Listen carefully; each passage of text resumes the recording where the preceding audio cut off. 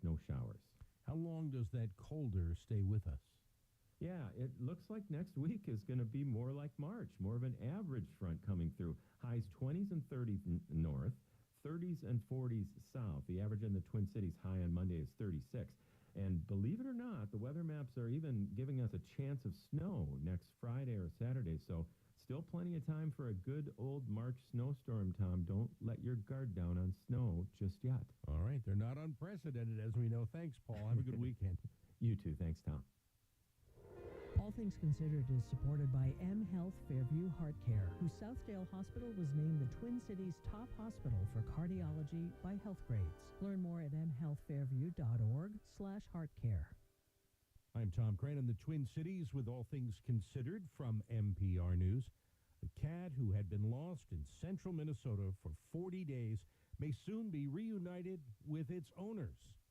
Tom the cat, whose nickname is now the Lost Trucker Cat, jumped out of his owner's semi-truck while they were fueling up at a central Minnesota truck stop back in January. After trying to find Tom for some time that night, Anthony Garcia and Marie Sanchez made the tough decision to leave to make a delivery deadline. Well, thanks to Facebook and some dedicated people in central Minnesota, Tom was located recently not far from St. Cloud. For more on this story, we've called Marie Sanchez and Anthony Garcia. They are Tom's caretakers who are eagerly waiting for a reunion. And we should say they're on the road working in Washington State. So thanks both for joining us. I appreciate it. Yes, of course. Yeah, thank you. I want you to walk us through what happened that night. It was January 17th, central Minnesota, pretty cold, and Tom went missing. So, Marie, tell us what happened that night. My husband's refrigerated trailer, it had turned off. So I told him, you should go check on it, which is really important because we were loaded and we can't have the trailer turning off on us. So he got off to go check it, and he didn't close the door all the way. And so Tom jumped off the truck, and my husband said that Tom had looked at him, and then he just took off running. Throughout the night, he was trying to get him to come back into the truck with treats, with food. We put his litter box out. I mean, he tried everything. Like every half hour, he was getting off the truck to try to lure him back, but nothing worked. Anthony, tell me about that look that Tom gave you when he looked back. What was he saying to you? I'm on my own now? Oh, man, bro. I think that's what that look was right there. Just a quick look of, I'll be back later or something. I don't know. Yeah. So you had to leave because you had a delivery, right? So what did you do since then? Because there's been a lot of reaction to Tom in central Minnesota. So how'd you go about it? Well, as soon as we left, he was devastated. She was crying. And I felt like I had to do something to help out, to help get Tom. So I just jumped on the Facebook and made the post. And it just caught everybody's hearts and attention, and thank God the post was made. That's all I can say.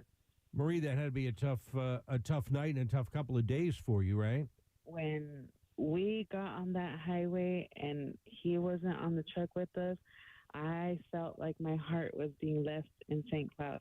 So, Anthony, you put that message on Facebook. What kind of reaction did it get, or responses? They were all messaging, sharing the post, and letting us know that they're going to be out there looking for him. And that right there, that gave us so much hope because we're not from there. We couldn't be out there looking for him, and it just means a lot that everybody in the whole community was trying. So tell us, it's 40-some days, right? 40 days, and then you get the call. How did that happen? It was like 4 a.m, and I was just like, why is his phone ringing at 4 a.m? And then when I answered, she's just like, Marie? And I was like, yes, and my heart just fell in my stomach because I'm not sure what I was about to hear. It's 4 a.m. Yeah. She's like, guess who I have in a kennel right now? And I said, Tom? And she said, yes, he's right here. We found him. She's like, we already played your voice for him because they have a recording of me calling out for him. Oh, yeah. So she said that they played the recording for him, and his meow completely changed. And, oh, my God, still just thinking about it now is Yeah. He knew that was his mom. What have you heard about what people think he was doing in Minnesota and where he was found? Well, he must have been just trying to survive. The fact that he lost so much weight, it tells me that he wasn't really hunting or anything. The way that he got across the river somehow is, everybody's a little bit like, how did that happen? How did he get there? He crossed the Mississippi? I guess so. Yeah. And what would you say to all of the people in central Minnesota who helped you find Tom in the St. Cloud area? Oh, I'm forever grateful to all of them. It's so serious because Tom is everything to us. Well, Marie Sanchez and Anthony Garcia, thanks for talking with me and telling us your story. And I wish you a very happy reunion with Tom the cat in central Minnesota very soon. Yeah, thank you. Thank you. Wait. Aaron, Mr. and Mrs. Smith, the movie, starred Angelina Jolie, didn't it? That and Brad Pitt, but she carries it. And the movie that I saw is a Coen Brothers film who also wrote a movie for Angelina Jolie. So that's kind of the theme for this weekend. Oh, yeah, Angelina Jolie adjacent. I enjoy that. And with that, I'm Max Barber. And I'm Aaron Waldeslassie. And this is Cube Critics.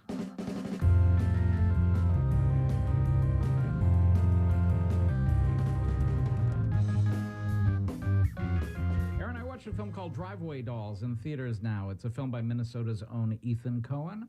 Without his usual partner, his brother Joel. It was co-written with his wife, film editor Tricia Cook. And it's loosely based on her own experiences going to lesbian bars and that sort of thing when she was younger. It is a lesbian road trip crime film. You don't see a lot of those, and it tells of two friends who take the wrong car and definitely the wrong trip. They're chased across the country by two goofy goons, which gives a sense of the tone of the film. It's a very silly film. The Coen brothers occasionally write movies for other people, and it's not generally their best work, but it can be entertaining.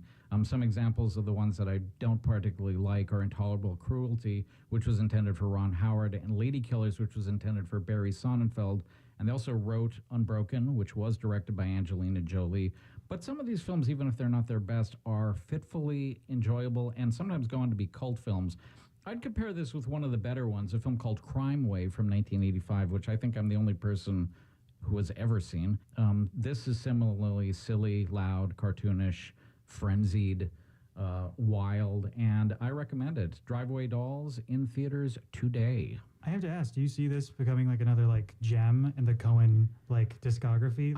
I think it might. It might go on to become a cult film, which sometimes happens with Coen Brothers films. Well, if it doesn't become a cult film, maybe it'll get remade into a series, which is what happened with Mr. and Mrs. Smith, the series I ended up watching this week.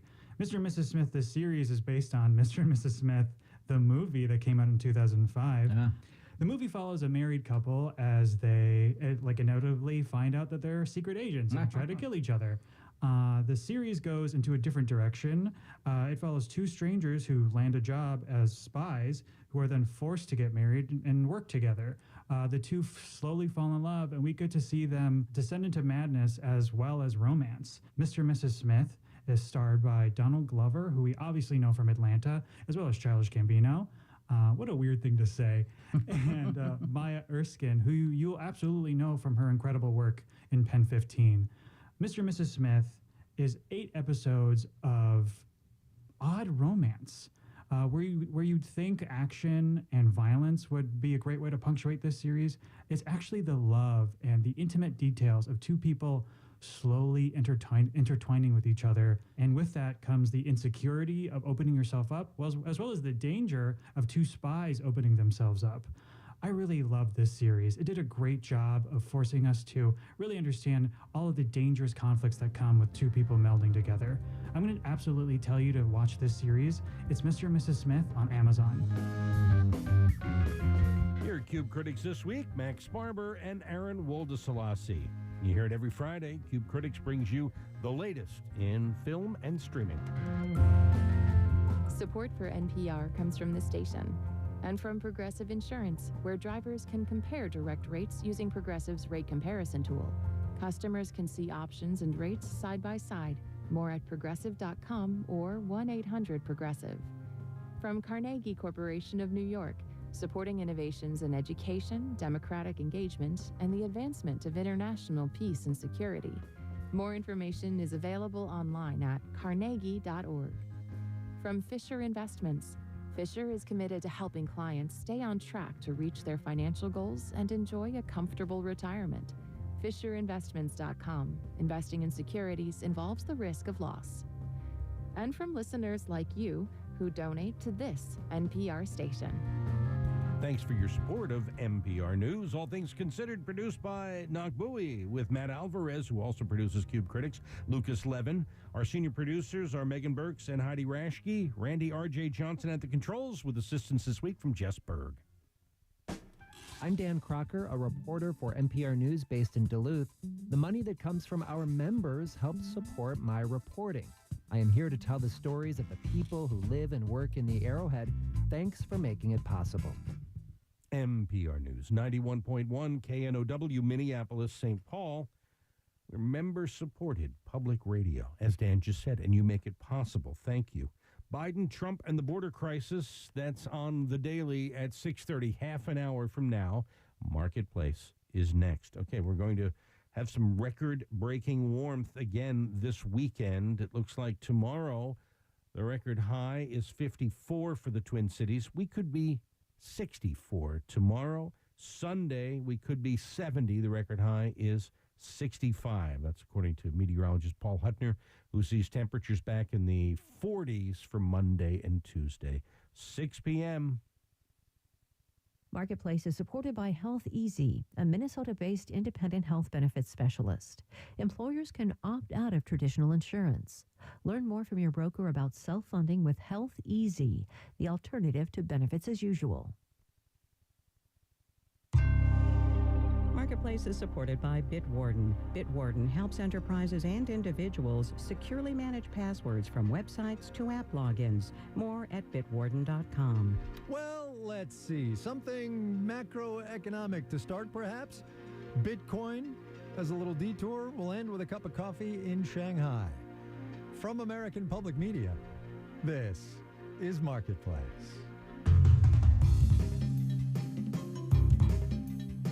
Marketplace is supported by Baird.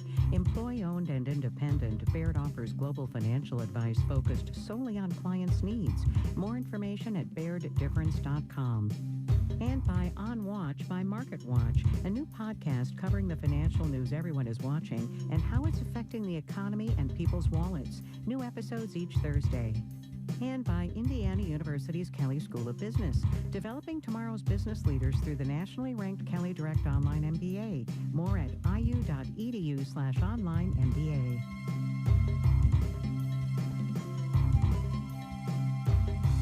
In Los Angeles, I'm Kai Risnell. It is Friday today. This one is the 1st of March. Good as always to have you along, everybody. First Friday of the month, and you know what that means, right? Means we get an extra 30 seconds to talk about the week that was. It's not my rule. The producers get to decide. Gina Smilek is at the New York Times. Sudeep Reddy is at Politico. Hey, you two. Hey, Kai. Hey, Kai. Gina, let me start with you, if I could. And I want to talk about the inflation measure that came out this week, the PCE measure that the Fed likes, as we all know. If you listen to this program, it's the Fed's favorite measure. Here's what I want you to talk about. I want you to talk core PCE, what it is and why it especially matters. Right. So core PCE is this sort of underlying inflation gauge that is pretty slow moving. And that is why it is basically the Fed's favorite number. It takes out food and it takes out gas, and it basically tracks, a basket of things that people buy in the economy. And so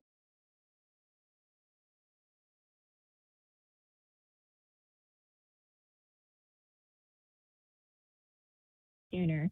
And so the Fed watches this number really closely, and it has been, and it continued to, consistently sort of trending. It has been consistently trending down over the months. So that is very good news on an annual basis.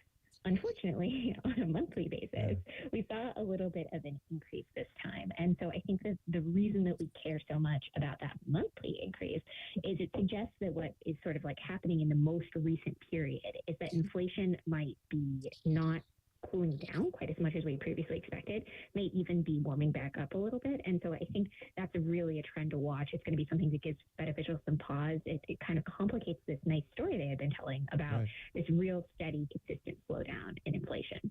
Sudeep, talk to me about that steady, consistent slowdown. It has been, as we've said on this program, Gina said in the piece, the descent of inflation has been bumpy, and it is going to be bumpy. How are we going to know whether it's bumpy or bumpy on the way down or stuck where it is bumpy, if that makes any sense? I think one reason why this is confusing right now is because the economy is not going into the toilet, which is a good thing, obviously. If the economy were falling apart, which a lot of people have predicted over the last 2 years as the Fed raised interest rates, the economy would fall apart, demand would fall across the economy, inflation would drop even further, and the end of that parabola would look pretty clear. And instead, the economy is actually, obviously, the job market is surprisingly robust and strong. There are things that are holding up reasonably well, which means that things are going to get bumpy right now. Because if demand for labor is still high, if the lower end of the labor market is tight, that means services inflation is going to be higher. A lot of things are going to there's going to be price pressures sticking in there. And so that means that getting it further down is not good. That last bit is going to be harder than people would have thought. But it's in the context of an economy that's holding up reasonably well. Gina, is it your sense, based on your reporting, that the Fed is concerned about the bumpiness, or they're like, yeah, no, we knew this was coming? You know, I think that they knew that it was likely not going to be a completely consistent cool down in inflation. Like, they knew that there were bumps possible. I think that we had so many months of really good data that there had been some optimism that actually we might sort of be past the point of bumps, that, you know, like we might be reaching this perfect soft landing that happened totally comfortably and we didn't have to worry about the bumpiness. And I think that this really sort of dispels that notion and makes it much less likely that we're just going to have a perfect easy cool down. And so I think they aren't 100% caught off guard here, but I think they're probably still pretty unhappy about it. Sudeep, you mentioned the economy doing pretty well, not being in the toilet. And point of fact, we learned this week the economy's in the fourth quarter of last year on an annualized basis, growing at an annual rate of 3.2%, which is quite nice. Thank you very much. It was a touchdown from earlier predictions. Here's my question. Look around the rest of the planet. The U.S. is the developed economy doing the best by miles. How come we're not lifting all the other boats, you know? That's a good question. We are still obviously a huge anchor of the global economy, and what we buy does drive what's happening in a lot of other places. Everyone seems to have a different set of problems. We're all in a different place. So it's not the big synchronized effect that you see coming out of recessions. You could say this is late stage economic behavior on the global economy. That's certainly what you would assume when you see what's happening in Europe and what's happening in China.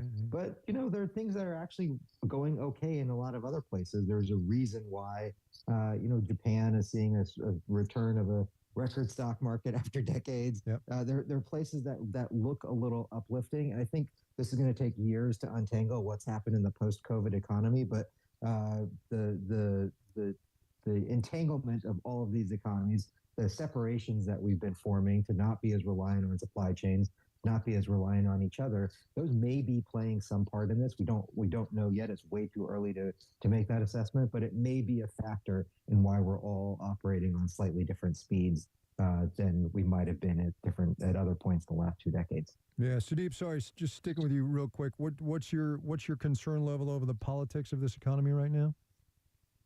You know, there was, we had economic data about consumer sentiment. It wasn't as strong. It dipped a little bit. I think people still feel a little bit uncertain, but there are two things going on right now. When consumer sentiment might dip a little bit, but also today we saw the headlines that oil has hit $80 a barrel, first time since November. That is the kind of thing that really weighs on people, particularly as the spring and summer approaches, and shapes our own perceptions, even if it's an outsized figure and gases and everything. But it does play into all of the dynamics about economic growth, obviously about inflation. And I think that's a big factor to watch about how people feel in the coming months, as long as the job market holds up. Gina, oil makes me just think of the word exogenous shocks, right? As the Fed watches this and as consumers watch what's going on, there's a lot happening that maybe we're not entirely in control of. Yeah, absolutely. There's a lot that's happening that we're not in control of. I think that exogenous shocks, like sort of the stuff coming from the outside, that matters a lot when you're the Fed, thinking about policy and thinking about, like, can we control this inflation? It's a lot less relevant when you're talking about this from a political point of view. You know, like, you can tell people, oh, we can't do much about gas and groceries, but at the end of the day, people buy gas and groceries. And so when gas and groceries are becoming a lot more expensive, they feel a lot worse about the world. And so I think that that's sort of the sort of difficulty with this inflationary moment is it can be much more politically damaging. Yeah, this inflationary moment. Gina Smilik at the New York Times and Sudeep Reddy at Politico on a Friday afternoon. Thanks, you two. Thanks, Thank guys. you. See ya. Wall Street today, you know, traders were in a generally pretty good mood. Do me a favor, though. Do not look at regional banks. Just don't look over there. We'll have the details when we do the numbers.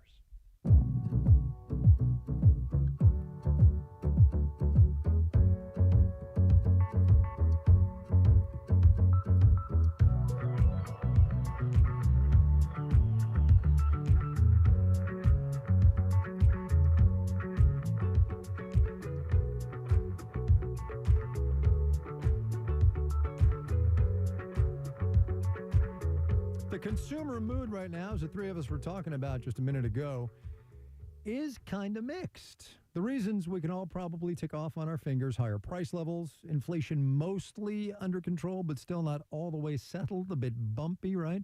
The labor market's real strong. Sudeep was talking about this. Wages are up, but housing is still really expensive. And on that point, housing affordability, here is Exhibit 1. The real estate firm Zillow says that since January of 2020, the mortgage payment, monthly that is, on a typical home in this economy has nearly doubled, up 96% to be precise.